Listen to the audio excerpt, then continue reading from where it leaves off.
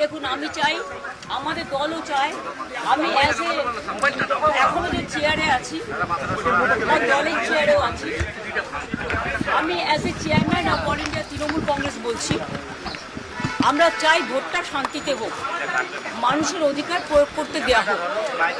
কিন্তু বিশেষ করে কতগুলো অবজারভার নিয়ে আসা হয়েছে বিভিন্ন জায়গা থেকে এবং অনেক পুলিশ অফিসার নিয়ে আসা হয়েছে যারা বাংলাকে বোঝে না।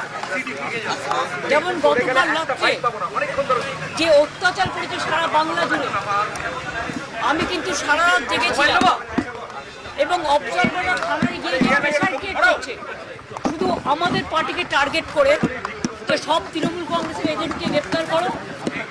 ব্লক প্রেসিডেন্ট, আমার ইউথের ব্লক প্রেসিডেন্টকে সকালেও অ্যারেস্ট করেছিল, আমাকে যার জন্য চেতলায় যেতে হয়েছিল, থানায় আমি যাইনি, ববি গিয়ে ছাড়িনি।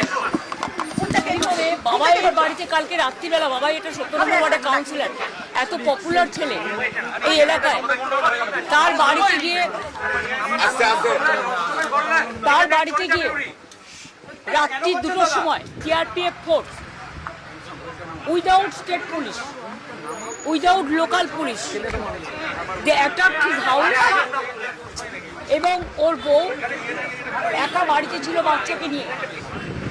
ওর বউ যখন বলেছে বাবাই বাড়িতে নেই, সত্যিই ছিল না, পার্টির কাজে অন্য জায়গায় ছিল, তখন ওদের বাড়িতে লাঠি চাঠি মেরে ওর ফোন কেড়ে নিয়ে বলেছে যেন বাবাই যেন কোনো কাজ না করে।